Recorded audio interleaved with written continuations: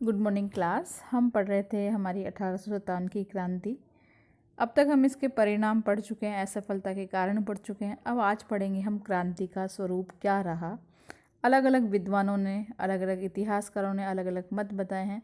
यूरोपीय विद्वानों ने सैनिक विद्रोह, मुसलमानों का षड्यंत्र बताया, सामंती वर्ग का विद्रोह बताया।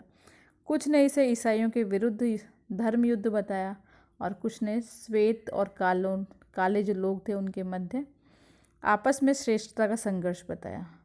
और सैनिक असंतोष से शुरू हुआ यह संघर्ष जन समर्थन से राष्ट्रीय विद्रोह और स्वतंत्रता संग्राम का रूप प्राप्त हुआ। वीर सावरकर ने अपनी पुस्तक में भी यही बताया है। स्वतंत्रता संग्राम था यह, अंग्रेजों के विरुद्ध प्रथम सामूहिक प्रहार था। इसे स्वतंत्रता संग्राम का प्रथम संग्राम कहा गया है।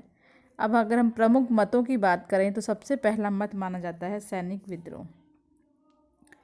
रॉबर्टसन, जॉन लॉरेंस और सीले, ये दो व्यक्ति हैं अंग्रेजी जो मानते हैं कि ये सैनिक विद्रोह था, कुछ अन्य नहीं था। चार्ल्स रॉइक्स भी इस विद्रोह को वास्तव में सैनिक विद्रोह ही बताते हैं और कहीं कहीं पर जन विद्रोह भी बन गया था सैनिकों के द्वारा। दुर्गादास बंदोपाध्याय और सर सैयद अहमद खां, इन्होंने भी इस विचार को प्रकट किया है। लेकिन देखा जाए तो यह जो संघर्ष था, यह जो संग्राम था, ये सैनिक विद्रोह के रूप में आरंभ हुआ, लेकिन समाज के प्रत्येक वर्ग ने इसमें भाग लिया। इसलिए हम केवल सैनिक विद्रोह बताएं, ये सही नहीं है। दूसरा मत अगर हम बात करें मुस्लिम प्रतिक्रिया, सर जेम्स आउटरम और डब्ल्यू टेलर के अनुसार ये विद्रोह हिंदू शिकायतों की आड़ में मुस्लिम षड्यंत्र था, मुस्लिम शासन की पुनः स्थापना करने का प्रयास था। मॉलिसन और कूपलैंड इस मत का समर्थन करते हैं कि ये मुस्लिम प्रतिक्रिया थी। लेकिन अगर हम देखें तो इस स्वतंत्रता संग्राम में हिंदुओं की संख्या अधिक थी, तो यह मत सही नहीं माना गया है। तीसरा मत है जन क्रांति, कि इस क्रांति का जो स्वरूप था वो जन क्रांति थी। कुछ इतिहासकार मानते हैं कि किसान, जमींदार, सैनिक, विभिन्न व्यवसायों में लगे हुए जो लोग थे, इन्होंने इसमें भाग लिया। सर कई के अनुसार इस क्रांति में श्वेत और जो काले लोग थे, इनके विरुद्ध परस्पर संघर्ष हो रहा था, लेकिन अंग्रेज सेना में अनेक भारतीय थे, इसलिए ये कहना भी सही नहीं है।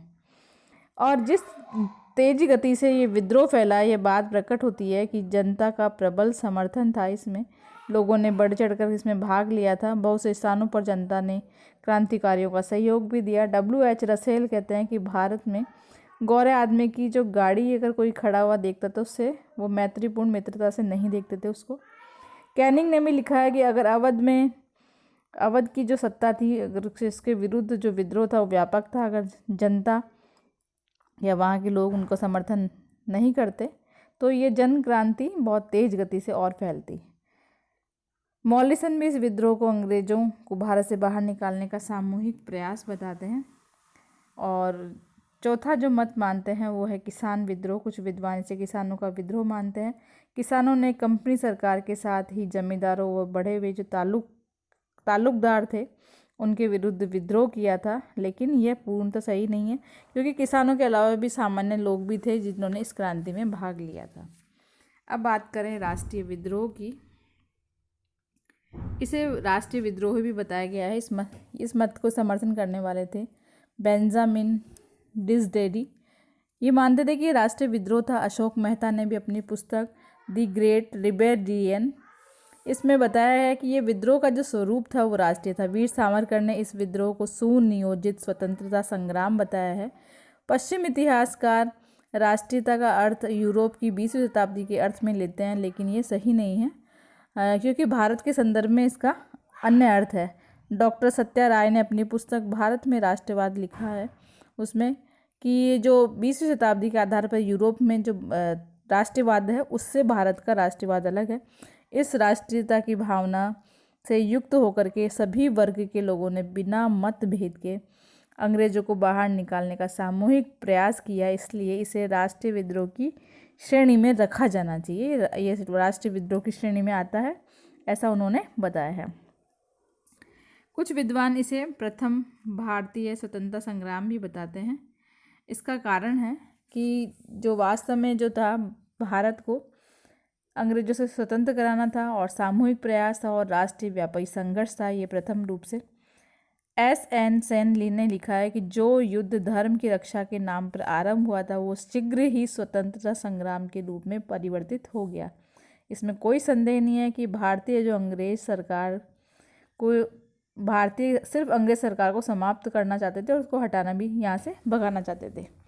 वी.डी. सावरकर ने अपनी पुस्तक वॉर ऑफ इंडियन इंडिपेंडेंस में लिखा है कि स्वतंत्रता का प्रथम स्वतंत्रता संग्राम था ये 1857 की क्रांति। Doctor R.C. मजुमदार ने भी इसी बात को लिखा है कि इस विद्रोह का अप्रत्यक्ष रूप से राष्ट्रीय महत्व है, यानी राष्ट्रीयता को ही बढ़ावा देना था। अब चाहे वास्तविक स्वरूप इसका कुछ भी रहा हो, लेकिन शीघ्र ही यह विद्रोह भारत में अंग्रेजी सत्ता को चुनौती दी इसने और अंग्रेजों के विरुद्ध राष्ट्रीय स्वतंत्रता का युद्ध रहा।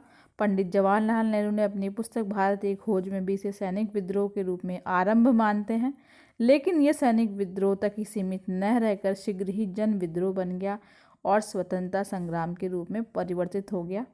तो ये तथ्य बिल्कुल सही माना जाता है। डॉक्टर ताराचंद, डॉक्टर विश्वेश्वर प्रसाद और A.B. चौधरी ने इसे स्वतंत्रता संग्राम माना है।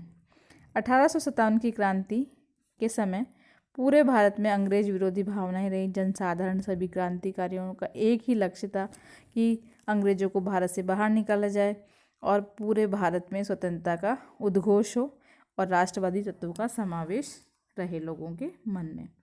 इस प्रकार से आज हमने पढ़ा 1857 की क्रांति का स्वरूप,